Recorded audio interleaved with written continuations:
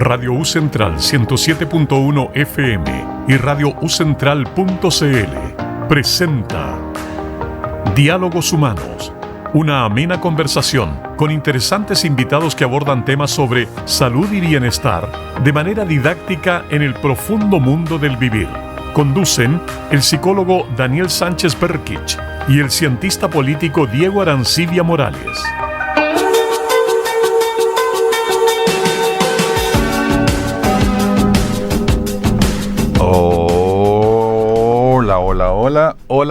Hola, ¿qué tal, amigas y amigos? ¿Cómo están todas y todos ustedes? Aquí un gusto saludarlos, como siempre, en este programa de la Universidad, de la radio de la Universidad Central, nuestro programa Diálogos Humanos, ya en nuestro tercer año, entiendo. Un día al menos para quienes estamos en Santiago, con bastante frío, un poco lluvioso, y felices todos aquellos quienes adoramos o queremos el invierno en su máxima expresión. Por una cuestión que no vamos a entrar a discutir ahora, hay seres humanos que sentimos que estos días nos llenan de luz, nos llenan de alegría, nos llenan de energía, y el verano nos llena de tristeza. A mí al menos me pasa así. Yo disfruto el invierno y el verano no lo disfruto, no me gusta, y en fin. Pero bueno, por lo tanto estoy en mi tiempo, ¿sí? Estamos acá en la radio de la Universidad Central junto a las grandes estrellas invaluables de siempre, don Francisco Saavedra en los controles. Un aplauso por ahí, ¿o no? Ahí está saludando. Muy bien. Don David Valenzuela ahí atrás también, muy bien. Muy bien, muy bien, la mano de la victoria. Francisco Ortún, que nos estará escuchando probablemente. Mira, Francisco nos lleva un aplauso, le vamos a votar después, le vamos a decir. Ahí está. Claro, pero llegó. Francisco es nuestro jefe, así que hay que rendirle honores siempre. Y nuestro buen amigo Luis Felipe Buletich, que siempre nos acompaña en cada emprendimiento que hacemos y en cada emisión de nuestro programa. Luis Felipe está con nosotros desde donde esté, pero sabemos que nos quiere, nos cuida y nos acompaña. Esta ha sido, diría yo, una semana noticiosa y compleja. Debiésemos pensar siempre en lo que, si queremos tener una discusión o queremos tener un análisis más profundo, diría yo, y certero de nuestra realidad, debemos contemplar lo que está pasando en el mundo, mirar solamente nuestra nariz, mirar lo que pasa a nuestro vecino es tremendamente importante. Hay que mirar el entorno donde habitamos, pero también hay que tener una mirada que nos permita observar un poco hacia afuera. No es que lo que está pasando en Irán tiene que ver con el petróleo, tiene que ver con el petróleo sin duda, y nos afecta porque suben los precios y sube el precio del petróleo. Pero no es eso solamente lo que nos debe preocupar. Hay una guerra, y lo que nos debe preocupar siempre es la guerra, más allá de los efectos que pueda tener sobre nosotros. Yo puedo decir, esto me afecta porque me sube el precio del combustible, pero también me afecta porque hay niños muriendo, porque hay personas muriendo, porque hay bombardeo, porque hay destrucción de infraestructura crítica de los países. Entendemos que eso está penado en el derecho internacional. No recuerdo bien el nombre técnico, cómo se llama, cuando bombardeamos infraestructura de los países. Alguien me podrá corregir después. Tiene un nombre específico cuando atacamos la infraestructura de los países, infraestructuras civiles, que es penado por el derecho internacional.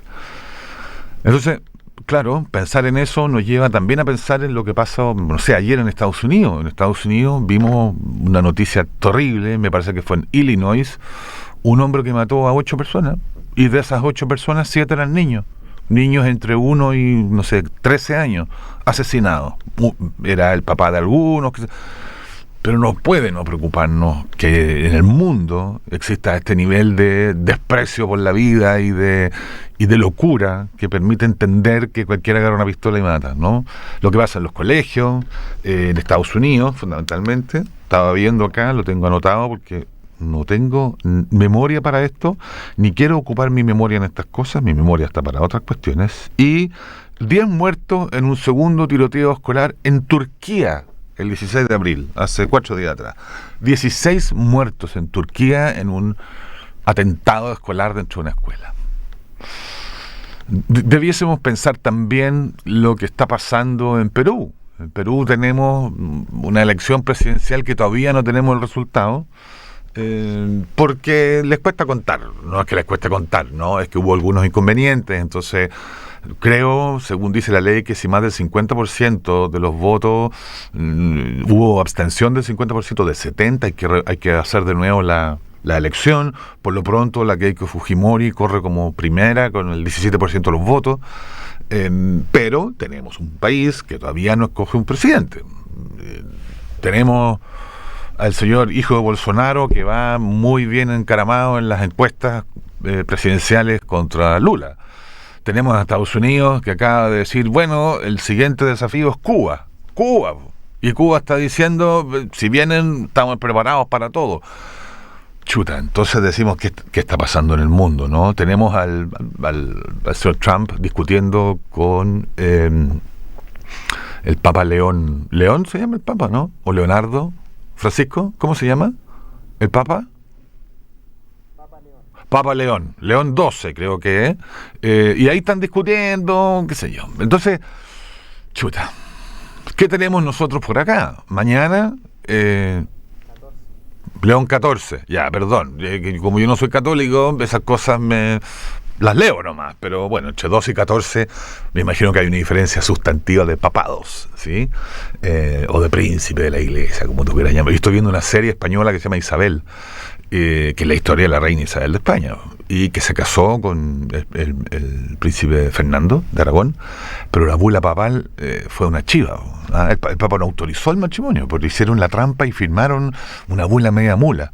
Estoy en esa parte, bueno, yo ya lo sabía, pero estoy en esa parte de la serie, como diciendo, vamos a falsificar la bula papal para que se puedan casar estos que son primos hermanos. Bueno, y me comentaba nuestro querido compañero David Valenzuela, me recordaba que mañana, corrígeme David, mañana en la presentación ya se presentaron las candidaturas a la ONU, pero mañana le corresponde a la expresidenta Bachelet. ¿Estoy en lo cierto lo que me decía? Sí, perfecto. Mañana es la presentación que hace ante sus pares la expresidenta Michelle Bachelet para el puesto de secretario general de Naciones Unidas. Me parece que son 4 candidatos, no lo recuerdo muy bien, y sé que ella es la primera en exponer mañana. Por lo tanto, estemos o no de acuerdo con ella, nos guste o no las ideas que ella promueve, es un candidato chileno que está accediendo a un puesto muy importante, por lo tanto me parece que requieren al menos nuestra atención. Coincidentemente, el gobierno ha comprometido mañana la entrega de este super mega proyecto que tiene tantos nombres como podamos imaginar. Yo ya he leído Tutti Frutti, Miscelánea, Omnibus y otras 2 más. Así como, ¿qué es esta ley o el proyecto de ley que está impulsando el gobierno del presidente Kast?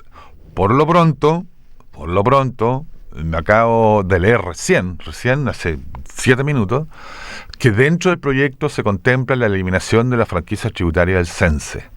Y eso a muchos nos parece algo preocupante. Preocupante en términos que las empresas que tributan en primera categoría en nuestro país tienen una posibilidad de utilizar recursos del Estado, del Ministerio del Trabajo, para hacer formación y capacitación con cargo a sus impuestos anuales.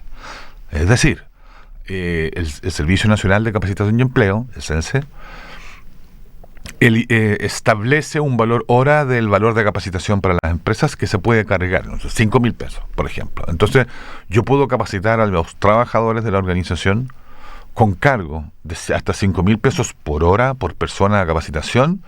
Lo hago, pero al final del año, en el ejercicio contable, hago descuento, así como descuento del uso de recursos para el arte, o descuento recursos para el deporte, o descuento de la ley de donaciones, lo que hacen con la Teletón, por ejemplo. También descuento de la utilización de recursos para la formación de trabajadores.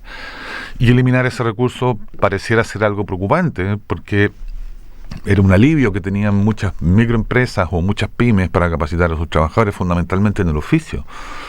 Estoy pensando en una pyme que se dedica a hacer muebles, no sé, y capacitar a un tornero en técnicas de tornería, o capacitar al cortador de planchas de aluminio para hacer, no sé, ollas. Estoy pensando en voz alta.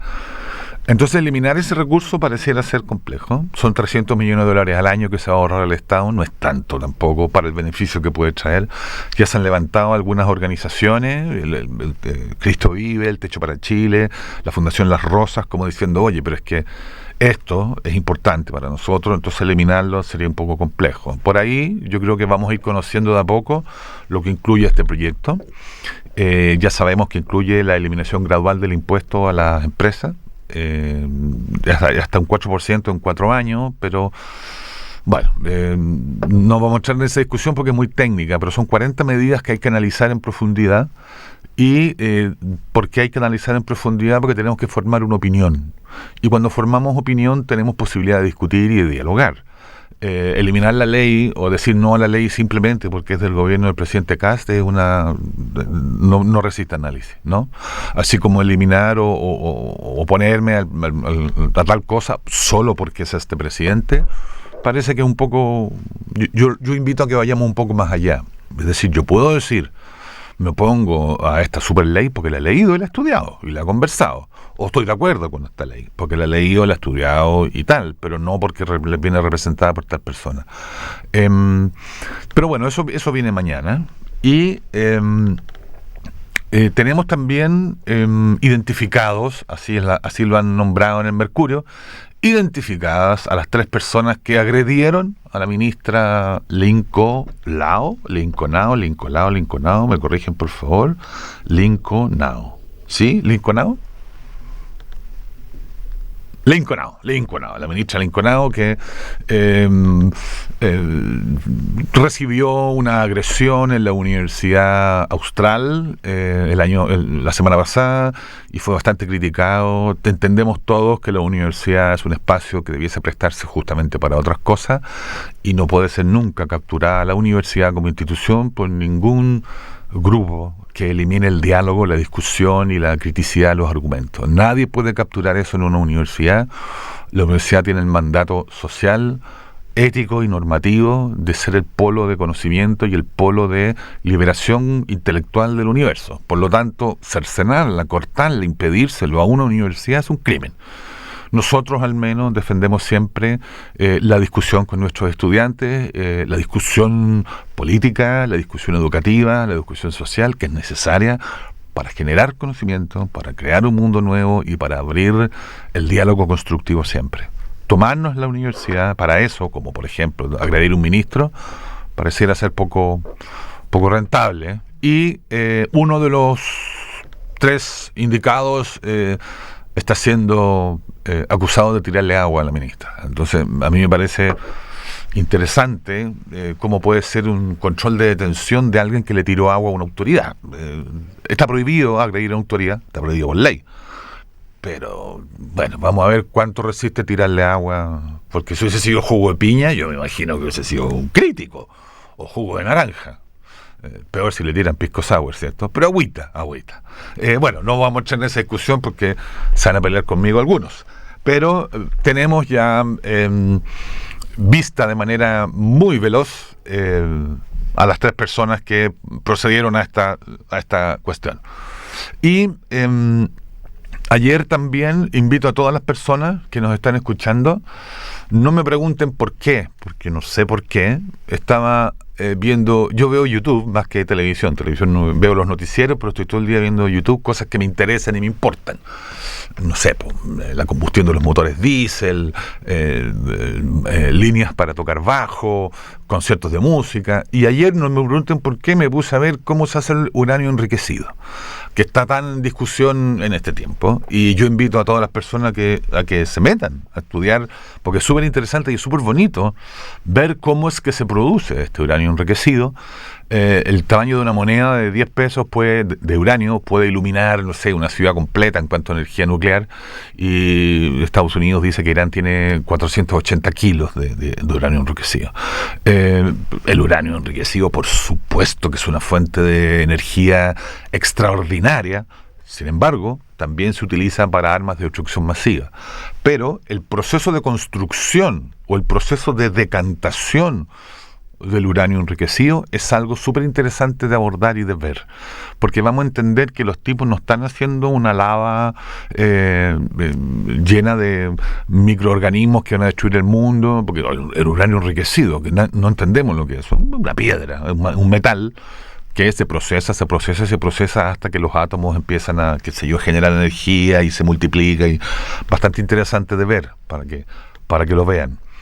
Y también, bueno, se nos va acabando abril, y abril es un mes que nos abre la puerta para el mes de mayo, que es el mes en el que yo cumplo años. Y curiosamente no voy a estar acá ese día porque tu cumpleaños un día sábado, pero el lunes podemos tener un programa especial de puro Charly García, ¿no, Francisco? Puro Charly y Spinetta, que es lo que más nos importa. Esto que les cuento de lo que está pasando en el mundo es porque me parece importante abrir siempre nuestro programa con al menos no sé si las noticias o las cuestiones que nos van llamando la atención. Podría decir que la ministra, ¿cómo se llama? Ministra de Salud, de Deporte, Ducó, ¿cierto? Que acaba de hacer una declaración el 19 de abril en la que dice: la prioridad 1 del Ministerio del Deporte ahora va a ser entregarle ropa linda a los deportistas, porque si tienen ropa linda los consideran más o los ven mejor. Señoras y señores, nuestra ministra del Deporte acaba de anunciar que la tarea más importante del Ministerio del Deporte va a ser darle ropa linda a los deportistas. Me imagino que con eso tendremos resultados sorprendentes a nivel mundial con nuestro deporte. Ahora sí nos vamos a llenar de cosas de oro y vamos a ser el país número 1 del mundo porque, bueno, no seremos los mejores, pero nos vestimos bien, ¿cierto? Eso es un dato súper importante para todas y todos.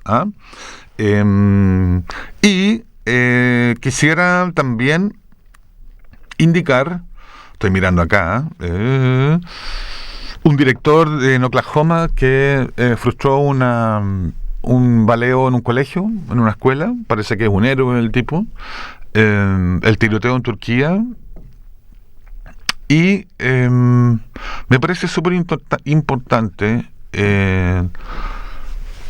indicar que al menos en nuestro país las últimas semanas hemos reportado 700 denuncias de amenazas en recinto educacional en nuestro país. 700 amenazas.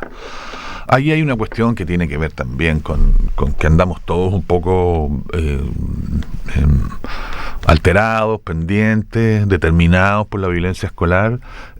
Hay un viral que está muy de moda, que es hacer estas amenazas, ¿no? Mañana tiroteo, mañana se mueren todos, qué sé yo, rayados. Un viral bastante idiota, pero bueno, ¿qué le vamos a hacer?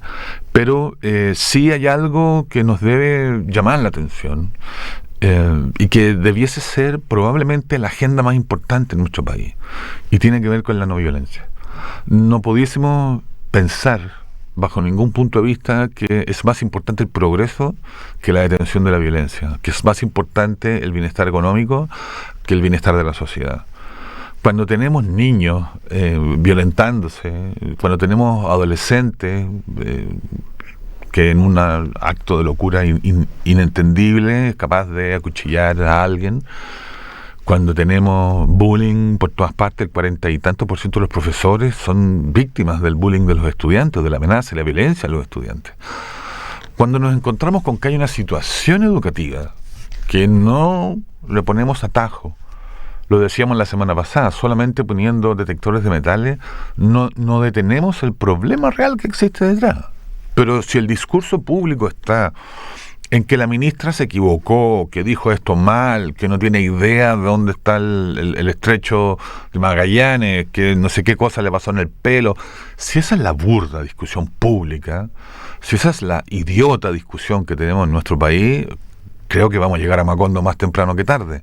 La discusión tiene que ser otra.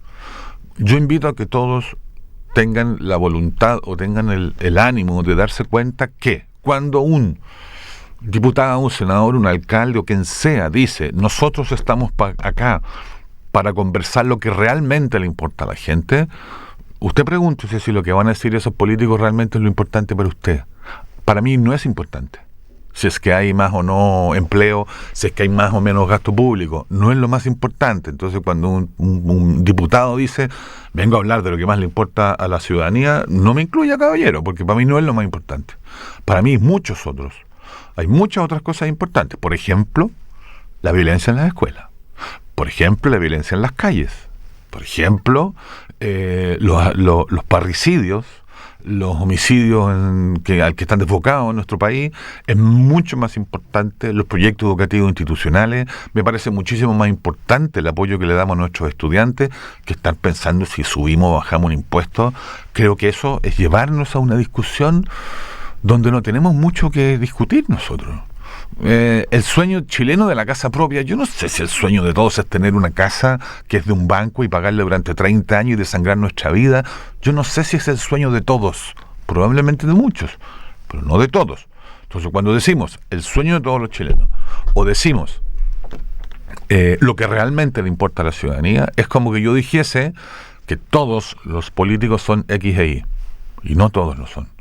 Que todos los alcaldes son tal y cual cosa, y no todos lo son. Me parece que el lenguaje crea realidad, y me parece, como hemos discutido siempre en este programa, que hay que informarse, hay que leer, hay que estudiar, no estudiar carreras universitarias, hay que leer. Si usted quiere hablar de déficit estructural, lea de déficit estructural.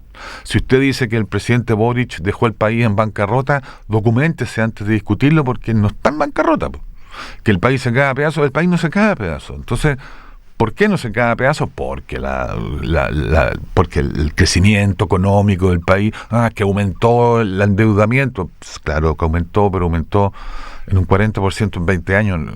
Esa discusión hay que tenerla, pero para eso hay que documentarse. Y si no encuentra usted cómo documentarse, pregunte. Yo le pregunté a mi compañero Diego Arancibia, le dije, Diego, ¿sabes qué? Yo quiero saber esto de la deuda pública, pero no sé dónde buscarlo. Y Diego me dice, escúchate a este periodista, Roberto Sá. Roberto Sá, el editor económico de Mega Noticias. Escúchalo a él. Y eso empecé a hacer. A escucharlo, a leer sus columnas, y así me empecé a enterar. Pero me empecé a enterar porque no sabía dónde buscar, entonces le pregunté a alguien que sabía dónde podía buscar, y ahí busqué. ¿Sí o no? Sí, por ahí va. Una semana noticiosa, como ustedes pueden ver. Pero una semana en la que, sea como sea, lo que priva siempre es el poder del amor, dicen por ahí. El poder del amor, nosotros entendemos el amor como lo entendía el doctor Humberto Maturana, que decía que consiste fundamentalmente en la aceptación del otro como un legítimo otro en la convivencia. Es decir, la aceptación del otro. No es el amor platónico ni erótico que usted conoce, sino que es mucho más allá. Y hoy nos damos cuenta, esta es una canción un poquito antigua, de un grupo, de un señor que tenía un grupo, en verdad, ¿no, Francisco? Huey Lewis and the News se llamaba, Huey Lewis and the News. Y él se hizo muy famoso por una película que se llamaba Volver al Futuro, porque él tenía el soundtrack de la película, pero tiene una canción que queremos ofrendarles hoy día, The Power of Love, de Huey Lewis. Estamos presentando en Radio U Central Diálogos Humanos, una amena conversación respecto al profundo mundo del vivir, con la conducción del psicólogo Daniel Sánchez Berkich y el cientista político Diego Arancibia Morales. Qué buena canción y qué buen tema, ¿no? Huey Lewis and the News. No era New Bohem, ¿cierto? No, era Huey Lewis and the News, no, a secas, ¿sí? Sí, estoy mirando a Francisco, por eso me quedo callado, porque Francisco, que es mi alter ego aquí musical. Francisco, necesito pedirte un favor. Necesito una fanfarria, pero así ya extraordinaria, de aplausos y de todo lo que... ¿Tiene alguna fanfarria por ahí? Porque tenemos visita. Fuerte y claro. Señoras y señores, con ustedes, créanlo o no, nos acompaña el gran Diego Arancibia. Muy bien, vamos. Hola, Dani. Un aplauso. Hola, Francisco. Hola, David. No me lo merezco. Y atrasado. No, dejé media hora hablando solo. No, debo confesar que cuando estamos en la universidad, Cuando trabajamos en la universidad y recibo un mensaje a primera hora esta mañana, le digo que me dice: Daniel, tengo una reunión de decanatura. Y ahí no existe el dile a la decanatura que está en la radio, sino que hay que apañar y zafar como podamos, porque hay responsabilidades que tenemos los académicos, y de eso no se discute. Y también yo hago el énfasis en que aún así te viniste lo antes posible, y qué bueno que estamos acá, Diego, porque somos parte de... Pero sí, las facilidades también. Sí, muy bien. Oye, estábamos conversando respecto a la agenda noticiosa de esta semana. Nobleza Obliga, que esta es una gran canción, digamos, la que está sonando, que es parte de la banda sonora de Volver al Futuro. Así es, el soundtrack de Volver al Futuro. A mi juicio, una de las mejores películas. Bueno, hay un grado de subjetividad en eso, pero a mí me gusta mucho. Está claro. Esto es porque Diego Arencibia ha sido obsesivo y ha sido enfático en que la primera canción del programa tiene que ser una canción potente, una canción Goodbye. Promotor, dejémoslo en promotor. Ok. Diego ha sido especial, ha tenido especial interés en que sea de esta manera, que tengamos música entretenida. Diego, estábamos hablando de un poco de lo que ocurre esta semana, que David Macía menciona que mañana la expresidenta Bachelet presenta su candidatura formal en Naciones Unidas. General. Exactamente, que identificaron a 3 de las personas que hicieron este ataque o esta agresión a la ministra Linconao. Estábamos hablando de la matanza de ayer de 8 niños en Estados Unidos, de los 14 niños o 10, no recuerdo bien, en Sudáfrica, no, ¿dónde era? Perdón, lo tengo acá. Niños que han fallecido en un tiroteo también. Estábamos hablando de un profesor que salvó a unos niños, 14 niños en Luisiana, 10 los muertos en el segundo tiroteo escolar en Turquía. Estábamos hablando de una serie de cosas así como poniéndonos al día, y también, diría yo, volviendo a esto que siempre hemos sido enfáticos en este programa, que tiene que ver con informarnos e ir a la profundidad de los datos, que la discusión no puede ser si le tiraron agua a la ministra o si la ministra se equivocó al decir el Estrecho Magallanes. Si es esa nuestra discusión, estamos acabados. La discusión tiene que ser más profunda y volver a insistir en que la universidad como institución no puede estar capturada por ningún grupo social. La universidad tiene que ser un espacio libre de discusión y de crecimiento. Sin violencia. Porque la violencia no es entendible en ninguna parte, ¿cierto? No es aceptable en ninguna parte, pero el centro de la universidad es el diálogo. Por lo tanto, sacar el diálogo de la universidad, sacarle la vida a la universidad, ¿cierto? Sí, es que también hay ¿por qué lo digo sin violencia? Porque también el diálogo igualmente puede ser violento. Exactamente. Entonces, siempre yo creo que enfatizar esta idea de que el diálogo tiene que ser un marco de respeto, en un diálogo de las ideas, y del compartir las ideas, no de imponer ideas. Ni del prejuicio, ¿no? Tampoco. Entonces yo creo que lamentablemente, en el fondo, las circunstancias nos han llevado a hacer ese tipo de precisiones. Sí. Porque hoy día no debiesen ser precisiones. Claro. Obviamente. Entonces, a eso iba mi truco. No, está muy bien, porque si en el fondo, si nosotros le quitamos a una institución como la universidad su sentido, el mundo se cae a pedazos. Estábamos hablando de la eliminación de la franquicia tributaria del CENSE, que está propuesta en las 40 medidas del gobierno, y lo complejo que puede ser eso para procesos de aprendizaje, fundamentalmente de las pequeñas y medianas empresas, cuando forman en oficio a sus colaboradores, sus trabajadores.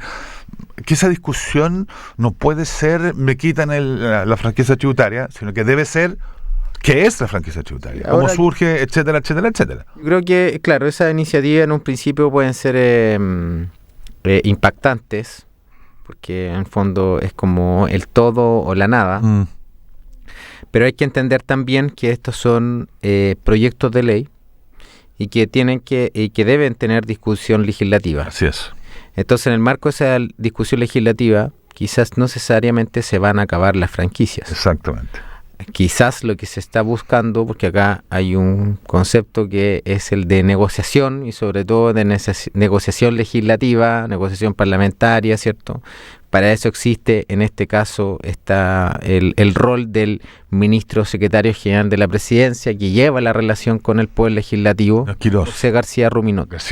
Quirós, el de Hacienda. Exactamente. Entonces, puede que este proyecto también hay que verlo con cautelando expectativas, como yo digo siempre, en el sentido que puede ser que no se elimine la franquicia, sino que entre a más regulaciones la franquicia. Porque a decir verdad también mi juicio tiene hartos vicios la franquicia. La primera que le puso el corte fue Evelyn Matei cuando fue ministra del Trabajo. Fue la primera que dijo, aquí los cursos de risoterapia y cosas así, por favor, ocupemos la plata para cosas esenciales. Sí. Exactamente. Ahora son 300 millones de dólares al año, tampoco es que... Pero es importante lo que estás diciendo, Diego, porque no sé si todos entendemos qué significa esto de aprobar una ley de 40 leyes, ¿cierto? Y lo que significa también... O sea, por un lado, no aprobar la idea de legislar. Y de otra parte, ¿qué significa aprobar la idea de legislar y qué es lo que viene cuando discutimos cada uno de los 40 proyectos, 40 leyes? Bueno, esto que está planteando Daniel, yo creo que es parte como una estrategia política de decir, mira, este es mi proyecto de gobierno, esta es mi carta de navegación. Bueno, ahí también se debe, y ahí está, insisto, en el rol que juegan algunos actores, ministros, en este caso del gobierno, en poder ir priorizando y en el fondo, mire, presidente de la Cámara de Diputados, de la Cámara o del Senado, los proyectos a nosotros nos interesan que entren como prioritarios o en tabla dentro de toda esta materia.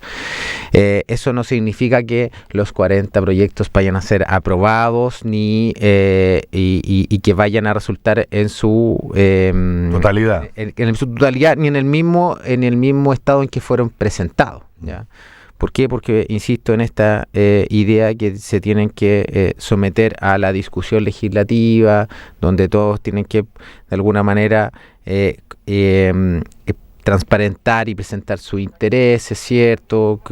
Qué ideas se defienden, qué beneficios tienen, qué desventajas, bueno, y después de todo ese análisis y todo, pues, y de un proceso de negociación también, resulta alguno de estos proyectos, ¿ya? O sea, de los 40, probablemente no todos los 40 van a estar, o va a estar modificado.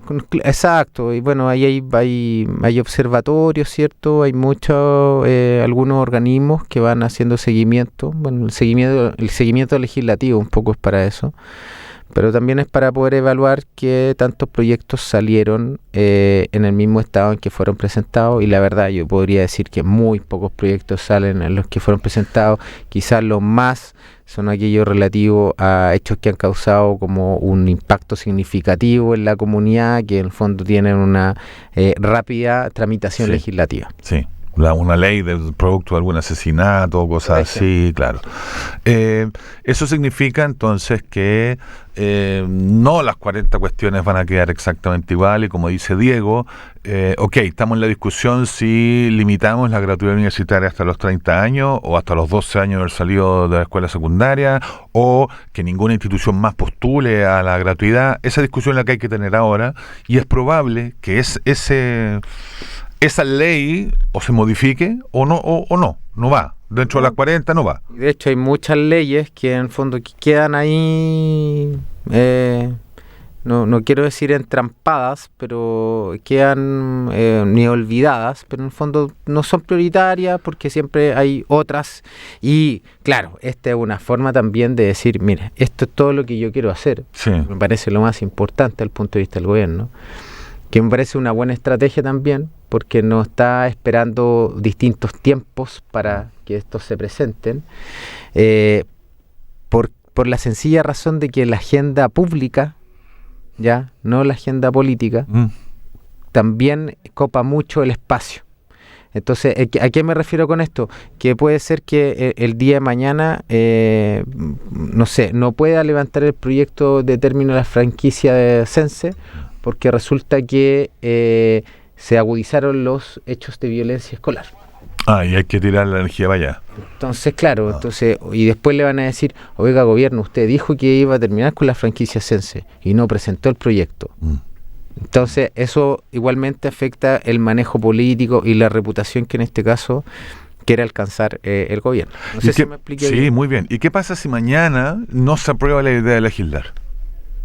En general, cuando pasa eso, el proyecto vuelve y se reformula, se presenta nuevamente. Un año después se presenta. Es relativo eso, pero también depende mucho cómo manejen ahí los tiempos políticos, qué es lo que negocien para que el proyecto vuelva a ser presentado, pero más o menos eso es lo que... Quienes nos escuchan se le están preguntando, porque yo le pregunto estas cosas a Diego, porque como cientista político, Diego sabe perfectamente mejor que yo todas estas cosas. ¿Qué significa, Diego? La última pregunta que quiero hacerte, para quienes nos escuchan, ¿qué significa esto de, lo hemos escuchado tantas veces, la idea de legislar? Porque, mira, no se aprobó la idea de legislar, se aprobó la... ¿En qué consiste? Existe una idea sobre determinado proyecto de ley, ¿cierto? O una idea, ¿cierto? Pero se aprueba la idea de que la materia se coloque en tabla y se comience a discutir, ¿ya? Y ahí es cuando esa discusión, en cuanto entran distintas materias, las distintas opiniones de todos los parlamentarios, ¿cierto? Se producen todas estas negociaciones que hay de por medio. Pero la idea de legislar es básicamente esa. Ahora, ¿qué pasa cuando una idea, una propuesta, dicen no se aprueba? Bueno, vuelve atrás, y es porque también puede ser que haya otra más relevante o en más ese momento prioritaria, específico. O también se rechaza porque la idea no fue bien presentada. Como tantas otras, ¿no? Que siempre ocurre. Entonces dicen, no sé, no vamos a discutir esto porque está mal presentado. Puede ser por cuestiones formales o por cuestiones técnicas, digamos, pero... Entonces lo que hablamos es de la idea, se aprueba o no se aprueba, la posibilidad de sentarnos a discutir de esto. Claro. Perfecto. Hoy día no se va a hablar de esto. Insisto que también cuando se hacen todo este tipo de anuncios, son anuncios, ¿ya? Pero no, también hay que ser cauto en entender que las respuestas no son inmediatas, sí, claro, porque requieren de un proceso. Sí. En este caso, un proceso que es una discusión legislativa, que se tramite una ley, ¿cierto? Y que después esa ley sea implementada. Pero eso tampoco queda ahí, porque después de que aprobamos una ley, después tenemos que hacer un reglamento sobre esa ley. ¿Cómo se aplica esta ley? En el fondo, de cómo se aplica, cómo funciona, cómo se operacionaliza, cómo se ejecuta. Y ahí también puede pasar más tiempo. ¿Qué es lo que está pasando con la ley Uber? Que se está haciendo el reglamento. La ley Uber, la ley de inteligencia, bueno, hay muchas leyes que... O sea, perdón, déjame interrumpirte. Se aprueba la idea de legislar de la ley Uber, ya, se aprueba. Entonces, hablamos de la ley Uber, perfecto. Después de mucho tiempo, se aprueba la ley, perfecto. Y ahora decimos, ya, ¿y la ley dónde? No, pues hay que hacer el reglamento primero. Cómo se aplica, cómo se baja, cuáles son las penas, qué sé yo, etcétera. Y después de eso se publica en el diario oficial y de allí empieza a correr, ¿no? No. La ley se publica y después se hace el reglamento. ¿Y cuándo empieza a operar esta ley? Cuando el reglamento lo diga. Cuando el reglamento lo diga. En fondo, oye, no sabemos cómo funciona, por ejemplo, no sé, la ley Uber, porque todavía no tenemos reglamento. Piensa que la ley está aplicada. O sea, la ley está publicada. Pueden pasar años. Han pasado en general de los proyectos que yo he seguido un año y medio. Bueno, y además tenemos senadores y diputados nuevos. Entonces eso hace que la discusión probablemente sea un poco distinta, ¿no? Sí, claro, porque también estamos con una configuración de un parlamento efectivamente que es nuevo. Con peleas internas, tenemos al Dr. File ahí medio... Claro, se tienen que ahí buscar cuáles son los equilibrios de... Y bueno, y pasa también que en el fondo la configuración de las fuerzas también van cambiando. Sí. Y obviamente hoy día en el escenario que tenemos en Chile a nivel legislativo tenemos un bloque político que actúa como bisagra. Sí, en el fondo, que lo partido de la gente. Sí, otro proyecto no, entonces no están alineados completamente ni con la derecha ni con la izquierda. Podríamos pensar que son actores más importantes de lo que pensaban. Sí, pues, mueven la balanza para donde quieran. Totalmente. Y ahí está el señor Parisi diciendo, haga esto otro. Sí. Aunque todos son libres de hacer lo que quieran, pero yo opino que digan que no. ¿Sí? Y ahí, claro, bueno, ahí depende también cómo emerge y ejerce el liderazgo que él tiene dentro de su partido político. Siempre aprendemos algo nuevo con Diego, ¿eh? Qué increíble. Ya, me gusta la idea. Tengo otra pregunta, no pregunta, solamente te voy a dejar pasar el concepto de Donald Trump. Hey, Donald Trump, quedó ahí. Donald Trump. Donald Trump, como decía nuestro amigo Maduro, Donald Trump. Not war, yes peace. Bueno, ya hablábamos un poco al inicio, Diego, de lo que estaba pasando allí, de la matanza en Estados Unidos, de el cierre y la apertura del estrecho Hormuz, y yo invitaba también un poco a que pensáramos que esta guerra no trae solo consecuencias económicas que afectan la alza de los combustibles, sino que también implican muerte y destrucción, que es algo que debemos siempre oponernos, ¿no? Es decir, acá hay una guerra y lo primero que hay que frenar es la guerra como método de resolución de conflictos. Luego, en segunda instancia, las dificultades que trae para mí, porque me sube el petróleo. Pero no podemos seguir pensando que una bomba caiga sobre una escuela porque hay niños y gente que se muere. Lo mismo que pasa en Ucrania, lo mismo que pasa en Afganistán con la llegada de los talibanes, lo mismo que pasa en tantos otros lados, ¿no? Pero más allá de eso, creo que hay un reconocimiento también que el señor Donald Trump está caminando de repente una cuerda muy floja, como que tiende en esta cuerda, estoy siendo súper diplomático, en esta cuerda tiende como a tropezarse de manera muy, muy preocupante, con muchas declaraciones, con muchos tweets medio extraños, y que sus propios partidarios están así como, amigo, parece que usted se deschavetó un poquitito, están las discusiones para el impeachment, para el impeachment, que viene a ser como el juicio político, una acusación para sacarlo, ¿no? Puede resultar en una destitución, pero estamos muy lejos del MAGA de hace un año atrás, y esta cosa del mundo que va a triunfar. Tenemos un presidente que está metiendo marcha atrás en las guerras, que está un poco, yo leía y hablaban sobre el delirio mesiánico de la personalidad, ¿no? Este señor como que cree que él es la llave para todo. Tiene que ver con el ego, tiene que ver con un montón de cosas más, pero efectivamente yo soy el llamado. Yo soy Jesucristo en el fondo, y le decía al Papa, oiga, usted que es enviado mío, quédese callado porque yo soy aquí la luz divina, y ahí hay un trastorno serio de un tipo que tiene el acceso al botón nuclear. ¿Cuál sería nuclear. El trastorno Mesiánico de la personalidad. Mesiánico, sí, claro. ¿Y por qué se caracteriza eso? Por ser el gran Mesías que viene y en general eso, ¿por qué se produce? Viene, no sé, es por una cuestión biológica. Yo creo una cuestión cultural, ¿por qué se produce?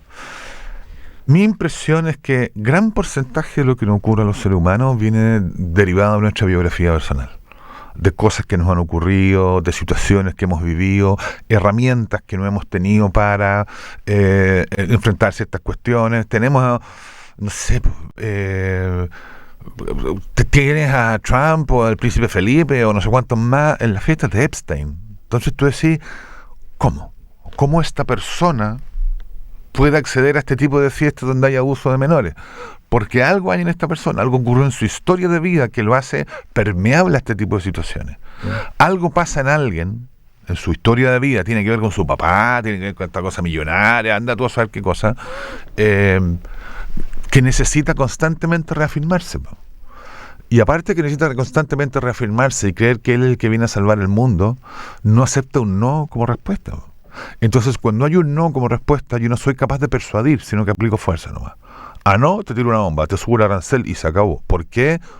Porque esta cosa que gobierna con estado de emergencia económica, ¿no? Entonces hace las cosas, ya le han dicho algún par de veces, oiga, párele, pero coincide con que además es una persona que tiene mucho poder.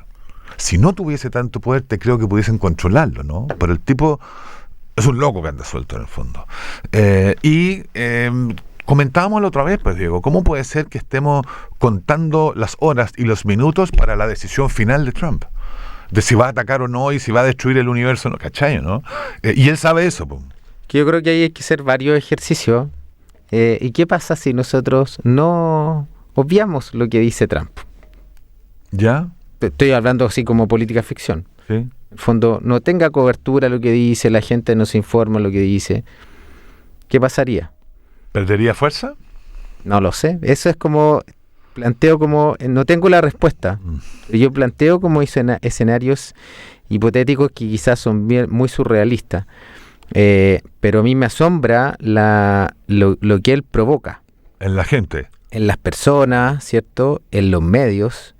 Creo que es muy hábil, muy inteligente, como, perdón lo ñoño, pero digno de caso de estudio, el manejo que hace de las comunicaciones y de la imagen. A mí me llama tremendamente la atención. No sé si será por su pasado televisivo, que él tuvo un reality, en fondo sabe cómo manejar la cámara, ¿ya? Entonces, a eso a mí me llama mucho la atención. Pero además, reconocemos que está un poco No, por supuesto, por eso estábamos hablando en un poco movido del eje, ¿no? Caracteriza como delirio mesiánico y bueno, por lo que ha aparecido también en la prensa, hemos visto que la adhesión ha bajado, pero fundamentalmente porque combustible, ¿no? el alza del precio del combustible en Estados Unidos, bueno, está en todas partes, todo el mundo, en verdad. todo el mundo en la práctica está al alza. Y bueno, y eso ha sido el factor principal por el que la gente ha dicho ya no estamos tan contentos. Bueno, a este gobierno le pasó lo mismo. Parte sí, po. Parte, ¿no? Ahora este gobierno está recién partiendo, todavía pueden pasar muchas cosas. Quiero decir que a este gobierno le pasó también una baja en su popularidad producto del alza de los combustibles. Ahora, lo que sí entendí yo y leí es que el alza llegó y no hay marcha atrás. No vamos a tener el petróleo a 900 pesos de nuevo. Ya está. No lo sé. Yo imagino que no. No estoy al tanto porque que se no queda manejo. como está o que lo bajamos. No, yo no creo que vaya a bajar. ¿Cierto? Hagámonos el esfuerzo entonces todos los que tenemos autos petroleros a cambiarlo ya, pero no al minuto venderlo. No lo sé cómo se va a ¿Puedo vender el auto a Diego Arancibia que anda buscando auto? No te lo voy a comprar porque no tengo plata y creo que auto usado no. Creo que es importante también pensar en otro tipo yo creo que van a emerger otro tipo de forma de movilizarse y sobre todo qué es lo que genera esa movilización. Yo creo que los autos eléctricos, digamos, van a empezar a... Bueno, ayer hubo una celebración en bicicleta extraordinaria, creo que eran 1.400 o no sé cuántos miles ciclistas, y un llamado también para que utilicemos ese medio de transporte. El alza de los precios de los combustibles afecta en que todo lo otro sube de precio, ¿no? La canasta y aparte lo otro también eso implica otro desafío en el fondo al Estado, que es una mayor alza de combustible. Supongamos que las personas se bajan de los autos o dejan de usarlos frecuentemente y consecuente con ello yo empiezo a presionar aún más el sistema de transporte público, sí, claro. Por lo tanto lo tengo que mejorar. Sí, claro. Para darle capacidad al sistema. Hay que ponerle monedas a eso. Bueno, entonces finalmente todo se trata de esto. Finalmente esto es lo mismo que yo tapo una filtración, pero el agua se va a otro lado, sí, claro. Otra cosa con guitarra, le decían al presidente Boric, ¿no? Oye, Diego, se nos acabó el tiempo, mira tú, otra vez. Aunque igual hoy día vamos a tener una canción que nos va a llenar de éxtasis, ¿o no, Francisco? Sí, una canción que nos lleva... El nombre yo no lo entiendo, ¿eh? Se llama La Ruta del Tentempié. Es raro, pero... Bueno, despida el programa usted, pues, amigo. Y bueno, muchas gracias, Dani, perdón por el atraso, espero que todos los radioescuchas tengan una buena semana y nos veremos el próximo lunes. Sí es. Vamos con Charlie. 107.1 FM y radio.ucentral.cl presentó Diálogos Humanos, una amena conversación que nos entrega de manera didáctica el profundo mundo del vivir, la forma de relacionarnos y la importancia de la salud y el bienestar para todas las personas. Hasta la próxima semana.